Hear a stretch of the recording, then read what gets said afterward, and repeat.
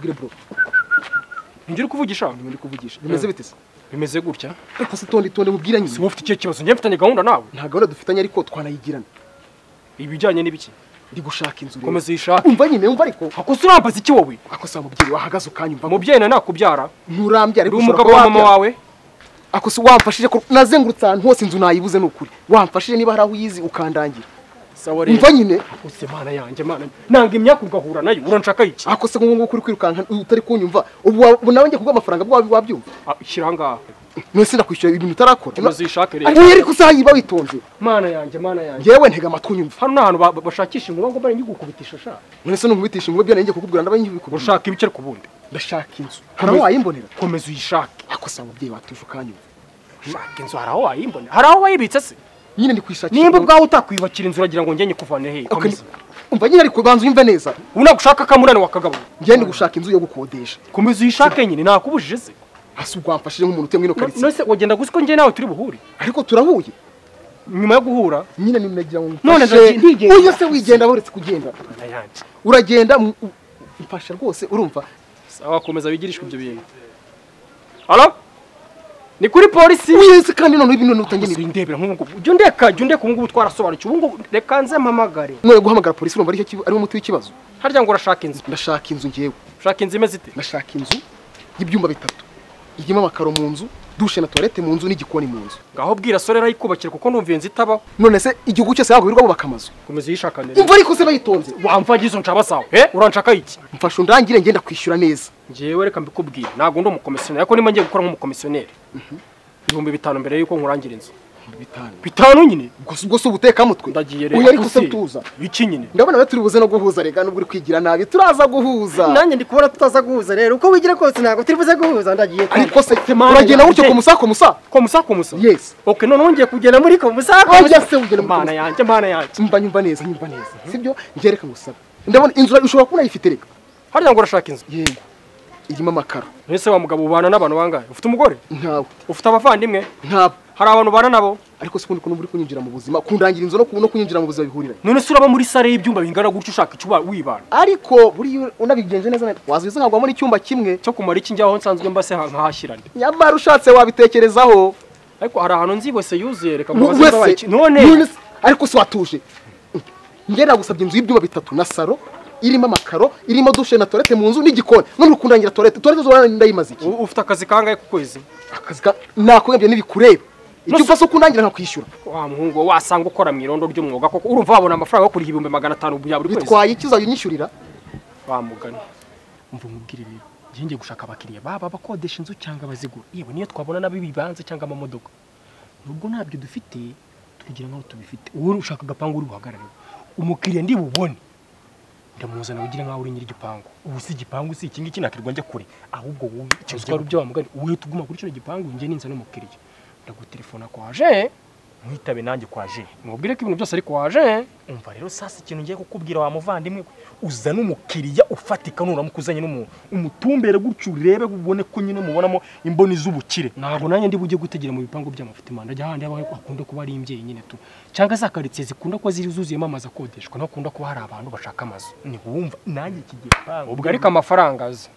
kwitirira igipangu no gushaka umukiriya biratandukanye ariko wibuke ko ibyo byaha byose bingana muri leta ibyo byaha rero mu gihe batutarafatwa ndafata 50 ufate 40 akuzi ko mwamaze gufatwa byitwa ngo nubufatanya cyaha niba duhana bazaduhana ariko kuko ngiye none ujya gushaka umukiriya rero ngiye nshaka igipangu okay icyo gitekerezo kuko ari icyabo reka nyubahine ikinyamivuga ariko nawe ikintu ngusabye umukiriya umubwira amafaranga afatika muvandimwe man ndamubwira menshi ahubwo nawe nimuzana making sure nako wamwatse menshi uzi kuntu ibintu bimeze reka mbe n'igiti cy'igipangu neza sawa man gahunda niyo umbwira kirikare wa muvandimwe ndagutelefona man harya ngo shaka inzu y'ibyumba bitatu na saro bivuze ngo shaka icyumba gifitemo n'amazi mu nzu ndetse na toilette mu nzu ibyo nyine mbyo nakubwiye kare hose igikoni hanze oya mu nzu nacyo nari ninde wagoreza inzu urashaka kugira amabati y'abantu umukara ariko se kandi ngaho uzabyishyura niho uzabyishyura wa mugani ufata abakobwa ku ngufu waba udakunda inda ugafata abakobwa ku ngufu wenda niyo ndwara urwaye ndangira inzu ibintu byose tubyihorera hanyuma utwana duto ujye udushorashoraho nyine ukadufata ku ngufu kandi ibintu byakumusa numva uri kuzana hano ngaha ngiye turaza kubipfa nakubwiye ngo nyirinzi niwe uri kumbaza ayo makuru yose ngiye ntabwo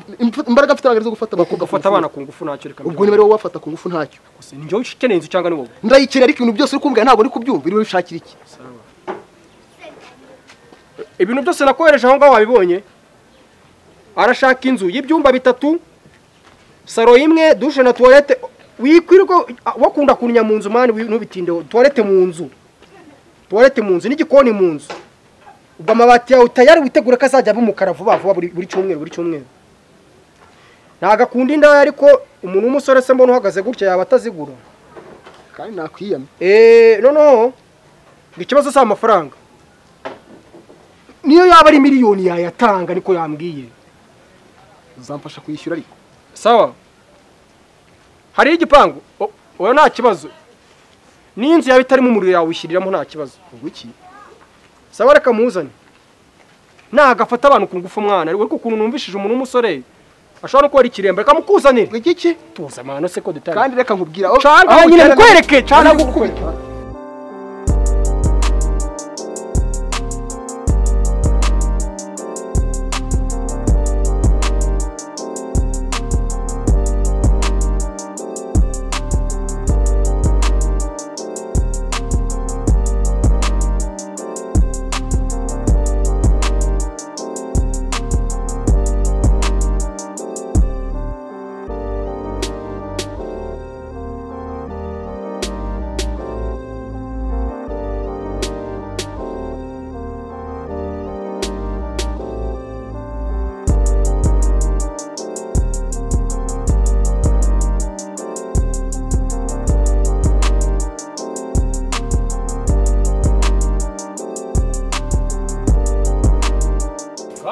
Hega twahagize.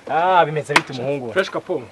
Meze neza. Umukiriya n'uyu nguyu. Abantu umukiriya. Wana kugira ngo namwumve neza. Uyu ni ingagari, ni ingaga, ni ingangare kugira ngo mvu urwego rw'amafaranga.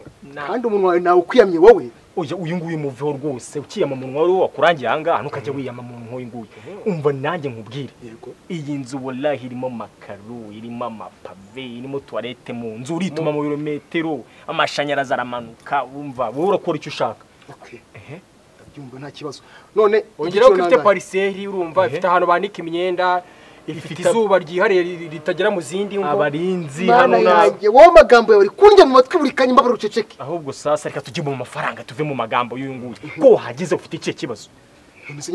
Twinjira ujya kunyereka ndabona ko wowe wikiruga ujya kureba mu nzu uhengeresherezemo se? Hengerezamo hano reba kuntu inzinga. Ubwo byabaye. Nakwiyamye none no kunkuraho. Dore kuntu ibintu bimeze. Iyi nzu ndayishakamo amafaranga miliyoni byihuse. Si wari wayemeze kandi wakigawe nakwiyamye. Patron ngaho mumfashe. Nimba ukunda kunya mu nzu za toilette zimwe z'ibiti bitambitse byo mu cyaro ntazari. Hari za zindi wicara umeze gutya nka stati.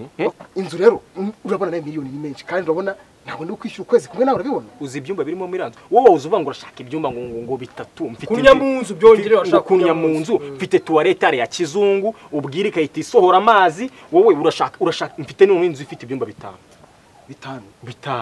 Ese ubwo ngubwo nashaka ibyumba bitatu none ufite bitanu kandi amafaranga nateganyije kuguha basireka duhuje bibiri urashyiraho ingufu nayo mbyenge kumwe biroroshye ndabifunze.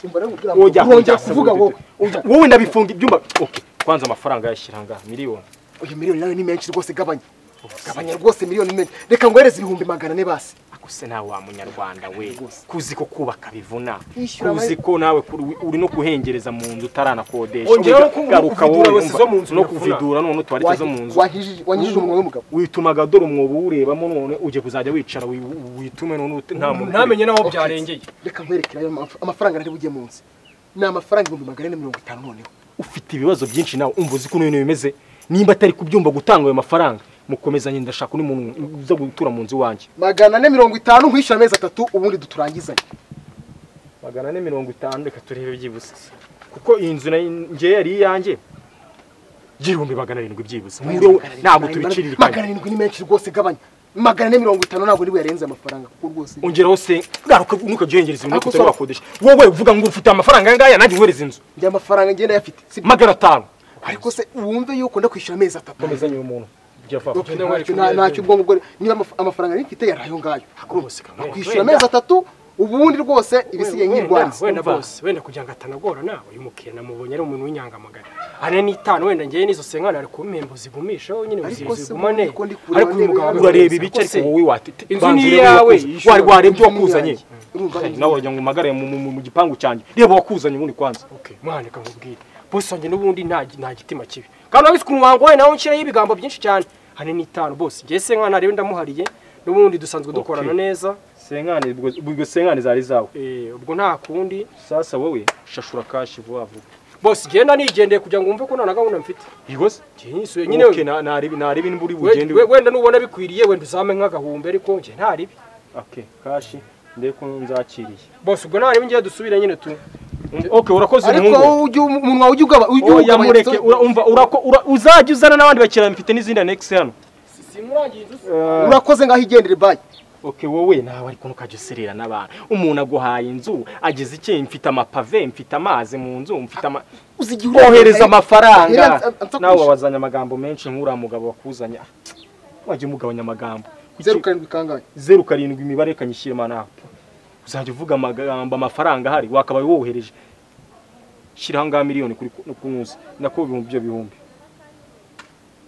wihengereza wowe wishyura inzu ndayiguhereza iradukunda Pascal akirasha ariko akagira ni karo na rimwe rivaho miliyoni yanjye isubiraho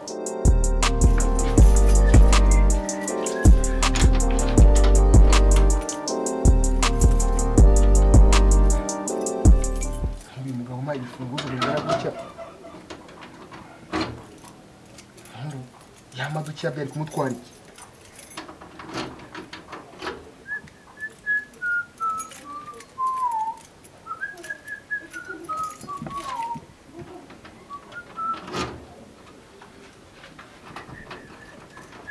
Ikosa mugabo bimeze bite byiza aha nahise aha no mu nzu maze kwishyura mu kanya reka genda wowe wishyura inzu se cyane rwose rahira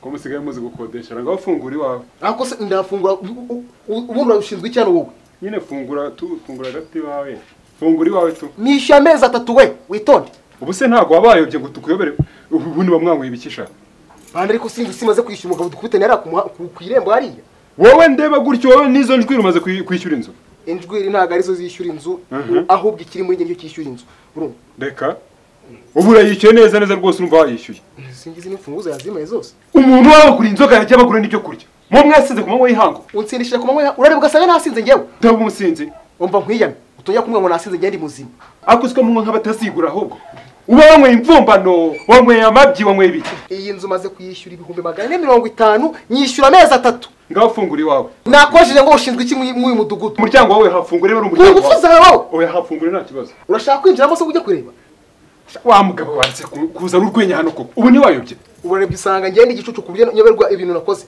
ariko urashaka gusetsa abantu ku manwa nta soni ahubwo wowe ushobora kuri muri babateka mitwe biyi minsi reka twumvikane rwose mu bwizukuri ahubwo uvumvira ngaho ugende nteka imitwe mibi cyane njyewe mbaye umuteka mutwe singize message vana ubwo busi imbere yanjye wanyereka ubu se reka dore ngize wakigora iki cy'umugabo uracyamye kinza ari yawe nari nishyuye amafaranga 450 wari umaze kwishyura 450 nta uri kubivuga nta n'urusoro ufite wayishyuye nde nyishyuye umugabo duhura ku irembo urumva hanyuma umugabo ninde wakubwiye ko ari nyiri inzu yarambwiye ko ino nzu ariye urumva none ukoresha ubwenge bwo urabona ikiri yawe inzu ubwo bivuze ngo amafaranga yanjye barayariye nta kundi umva nkubwire rero wa mugabo iby'abapfu biribwa n'abapfumu urumva ibyo kwanga bagutekeye umutwe byo n'ibindeba ni ubugoryi bwawe ako se ubundi nabwirwa n'iki ko mudafatanyije ubutekamutwe ariko sha uje kukwigira imbere y'inzu yanjye amafaranga yanjye nyahombe koko uzi icyo umuntu aba yarabizeye ko ino nzu wowe ukaza uraritse urutwe nagabanye tukabona umunwa mwinshi n'ubwo uri iwawe umva nkubwire nuko mvuye mu masengesho bitabaye ibyo mba nkuribase nkaguhindura nk'ubugari ceceka shara nigende wamabyiho